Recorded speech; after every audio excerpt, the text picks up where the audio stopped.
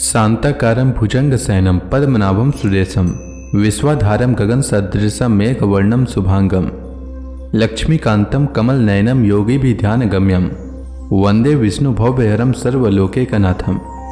मंगलम भगवान विष्णु मंगलम गरुड़ध्वज मंगलम पुंडरीकाक्ष मंगलाय तनोहरि। ओम नमो भगवते वासुदेवाय।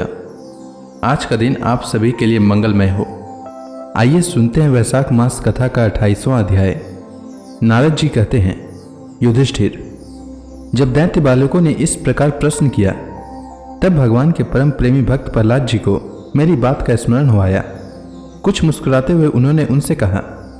प्रहलाद जी ने कहा, जब हमारे पिताजी तपस्या करने के लिए मंदराचल पर चले गए तब इंद्रादि देवताओं ने दानवों से युद्ध करने का बहुत बड़ा उद्योग किया।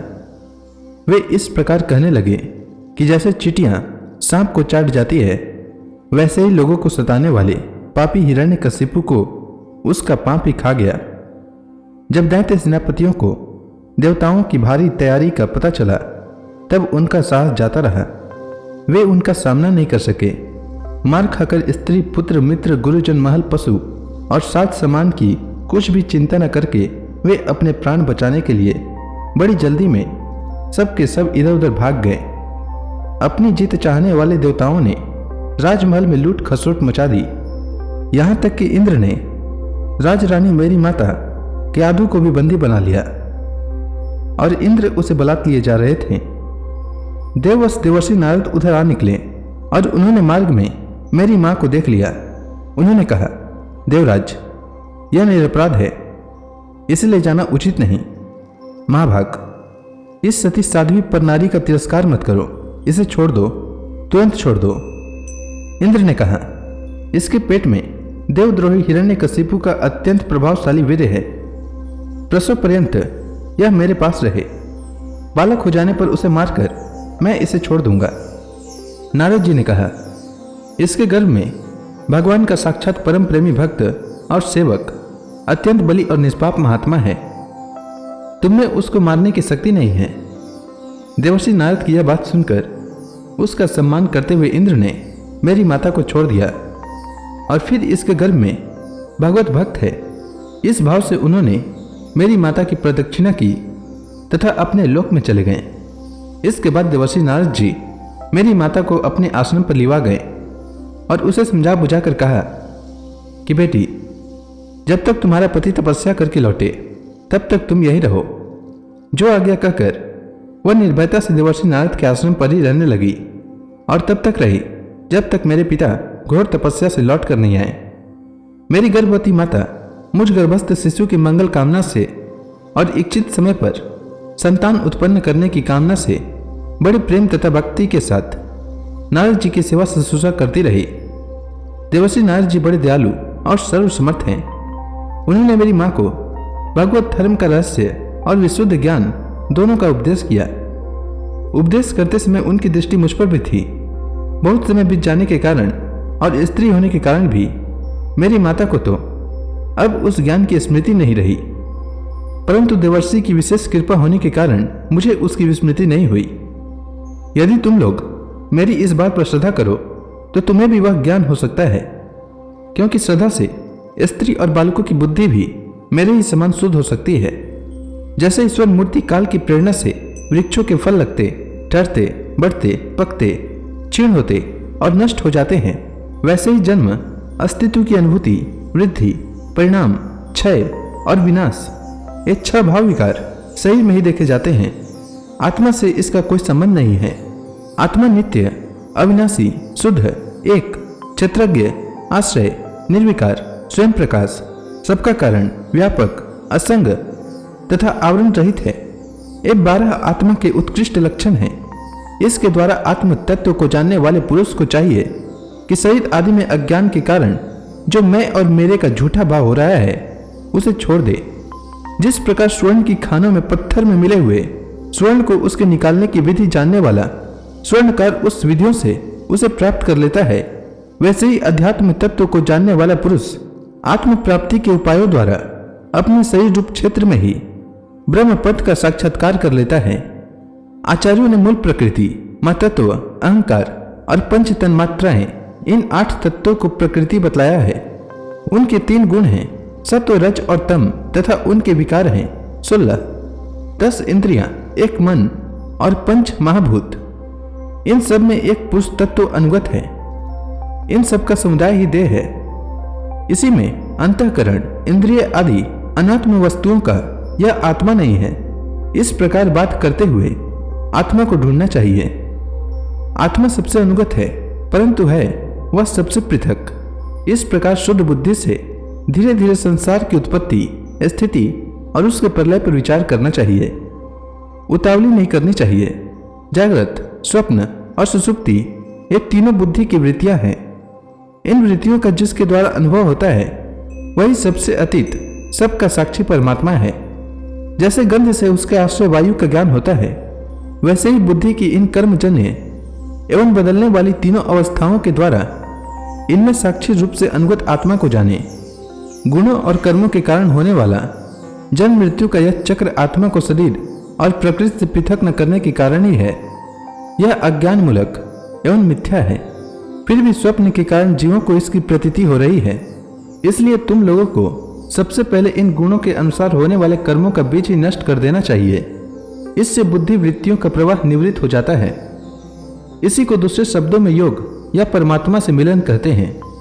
यूं तो इन त्रिगुणात्मक कर्मों की जड़ उखाड़ फेंकने के लिए अथवा बुद्धि वृत्तियों का प्रवाह बंद कर देने के लिए शास्त्रों साधन है, परंतु जिस उपाय से और जैसे सर्वशक्तिमान भगवान में स्वाभाविक निष्काम प्रेम हो जाए वही उपाय सर्वश्रेष्ठ है। यह बात स्वयं भगवान ने कही है। गुरु की प्रेम पूर्वक सेवा, अपने को जो कुछ मिले वह सब प्रेम से भगवान को समर्पित कर देना, भगवत प्रेमी महात्माओं का सत्संग, भगवान की आराधना, उनकी कथा वार्ता में श्रद्धा, उनके गुण और लीलाओं का कीर्तन, उनके चरण कमलों का ध्यान और उनके मंदिर मूर्ति आदि का दर्शन पूजन आदि साधनों से भगवान में स्वाभाविक प्रेम हो जाता है। सर्वशक्तिमान भगवान श्रीहरि समस्त प्राणियों में विराजमान है। ऐसी भावना से यथाशक्ति सभी प्राणियों की इच्छा पूर्ण करें और हृदय से उनका सम्मान करें। काम, क्रोध, लोभ, मोह, मद और मत्सर इन 6 शत्रुओं पर विजय प्राप्त करके जो लोग इस प्रकार भगवान की साधन भक्ति का अनुष्ठान करते हैं उन्हें उस भक्ति के द्वारा भगवान श्री कृष्ण के चरणों में अनन्य प्रेम की प्राप्ति हो जाती है।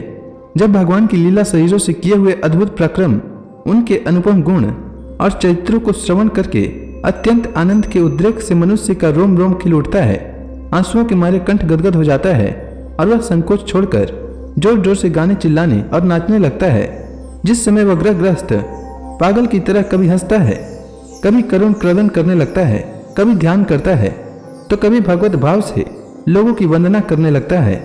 जब वह भगवान में ही तन्मय हो जाता है, बार बार लंबी लंबी सांस खींचता है और संकोच छोड़कर हरे, जगतपते, नारायण कहकर पुकारने लगता है, तब भक्ति योग के महान प्रभाव से उसके सारे बंधन कट जाते हैं और भगवत भाव की ही भावना करते करते उसका हृदय भी तदाकार भगवानमय हो जाता है। उस समय उसके जन्म मृत्यु के बीचों का खजाना ही जल जाता है और वह पुरुष श्री भगवान को प्राप्त कर लेता है। इस अशुभ संसार के दलदल में फंसकर अशुभमय हो जाने वाले जीवों के लिए भगवान की यह प्राप्ति संसार के चक्कर को मिटा देने वाली है। इसी वस्तु को कोई विद्वान ब्रह्म और कोई निर्वाण सुख के रूप में पहचानते हैं। इसलिए मित्रों, तुम लोग अपने अपने हृदय में भगवान का भजन करो। असुर कुमारों, अपने हृदय में ही आकाश के समान नित्य विराजमान भगवान का भजन करने में कौन सा विशेष परिश्रम है। वे सामान्य रूप से समस्त प्राणियों के अत्यंत प्रेमी मित्र हैं और तो क्या अपने आत्मा ही हैं। उनको छोड़कर भोग सामग्री इकट्ठी करने के लिए भटकना, राम राम, कितनी मूर्खता है। अरे भाई, धन, स्त्री, पशु, पुत्र, पुत्री, महल, पृथ्वी, हाथी, खजाना और भांति भांति की विभूतियां और तो क्या संसार का समस्त धन तथा भोग सामग्रियां इस क्षणभंगुर मनुष्य को क्या सुख दे सकती है। वे स्वयं ही क्षणभंगुर हैं। जैसे इस लोक की संपत्ति प्रत्यक्ष ही नाशवान है, वैसे ही यज्ञों से प्राप्त होने वाली स्वर्गादि लोक भी नाशवान, एक दूसरे से छोटे बड़े नीचे ऊंचे हैं। इसीलिए वे भी निर्दोष नहीं हैं। निर्दोष है केवल परमात्मा। न किसी ने उनमें दोष देखा है और न सुना है। अतः परमात्मा की प्राप्ति के लिए अनन्य भक्ति से उन्हीं परमेश्वर का भजन करना चाहिए। इसके सिवा अपने को बड़ा विद्वान मानने वाला पुरुष इस लोक में जिस उद्देश्य से बार बार बहुत से कर्म करता है उस उद्देश्य की प्राप्ति तो दूर रही, उल्टा उसे उसके विपरीत ही फल मिलता है और निस्संदेह मिलता है। कर्म में प्रवृत्त होने के दो ही उद्देश्य होते हैं, सुख पाना और दुख से छूटना। परंतु जो पहले कामना न होने के कारण सुख में निमग्न रहता था, उसे ही अब कामना के कारण यहाँ सदा सर्वदा दुख ही भोगना पड़ता है। मनुष्य इस लोक में सकाम कर्मों के द्वारा जिस शरीर के लिए भोग प्राप्त करना चाहता है, वह शरीर ही पराया और नाशवान है। कभी वह मिल जाता है तो कभी भी छूट जाता है। जब शरीर की ही यह दशा है, तब इससे अलग रहने वाले पुत्र, स्त्री, महल, धन, संपत्ति, राज्य, खजाने, हाथी घोड़े, मंत्री, नौकर चाकर, गुरुजन और दूसरे अपने कहलाने वालों की तो बात ही क्या है। ये तुच्छ विषय शरीर के साथ ही नष्ट हो जाते हैं। ये जान तो पड़ते हैं पुरुषार्थ के समान, परंतु हैं वास्तव में अनर्थ रूप ही। आत्मा स्वयं ही अनंत, आनंद का महान समुद्र है। उसके लिए इन वस्तुओं की क्या आवश्यकता है। भाइयों, तनिक विचार तो करो। जो जीव गर्भाधान से लेकर मृत्यु पर्यंत सभी अवस्थाओं में अपने कर्मों के अधीन होकर क्लेश ही क्लेश भोगता है, उसका इस संसार में स्वार्थ ही क्या है। यह जीव सूक्ष्म शरीर को ही अपना आत्मा मानकर उसके द्वारा अनेकों प्रकार के कर्म करता है और कर्मों के कारण ही फिर शरीर ग्रहण करता है। इस प्रकार कर्म से शरीर और शरीर से कर्म की परंपरा चल पड़ती है और ऐसा होता है अविवेक के कारण। इसीलिए निष्काम भाव से निष्क्रिय आत्मस्वरूप भगवान श्री हरि का भजन करना चाहिए। अर्थ, धर्म और काम सब उन्हीं के आश्रित हैं, बिना उनकी इच्छा के नहीं मिल सकते। भगवान श्री हरि समस्त प्राणियों के ईश्वर, आत्मा और परम प्रियतम हैं। वे अपने ही बनाए हुए पंचभूत और सूक्ष्मभूत आदि के द्वारा निर्मित शरीरों में जीव के नाम से कहे जाते हैं। देवता, दैत्य, मनुष्य, यक्ष अथवा गंधर्व कोई भी क्यों न हो, जो भगवान के चरण कमलों का सेवन करता है, वह हमारे ही समान कल्याण का भाजन होता है। दैत्य बालकों, भगवान को प्रसन्न करने के लिए ब्राह्मण, देवता या ऋषि होना, सदाचार और विविध ज्ञानों से संपन्न होना तथा दान, तप, यज्ञ, शारीरिक और मानसिक शौच और बड़े बड़े व्रतों का अनुष्ठान पर्याप्त नहीं है। भगवान केवल निष्काम प्रेम भक्ति से ही प्रसन्न होते हैं और सब तो विडंबना मात्र है। इसलिए दानव बंधुओं, समस्त प्राणियों को अपने समान ही समझकर सर्वत्र विराजमान सर्वात्मा सर्वशक्तिमान भगवान की भक्ति करो। भगवान की भक्ति के प्रभाव से दैत्य, यक्ष, राक्षस, स्त्रियां, पक्षी, मृग और बहुत से पापी जीव भी भगवत भाव को प्राप्त हो गए हैं। इस संसार में या मनुष्य शरीर में जीव का सबसे बड़ा स्वार्थ अर्थात एकमात्र परमार्थ इतना ही है कि वह भगवान श्री कृष्ण की अनन्य भक्ति प्राप्त करे। इस भक्ति का स्वरूप है सर्वदा सर्वत्र सब वस्तुओं में भगवान का दर्शन। तो इसी के साथ यह अध्याय समाप्त हुआ। इसके आगे की कथा मैं कल के अध्याय में सुनाऊंगा। तब तक के लिए भगवान हरि का नाम लेते रहें। तो प्रेम से बोलिए भगवान विष्णु की जय, श्री कृष्ण भगवान की जय, समस्त देवी देवताओं की जय।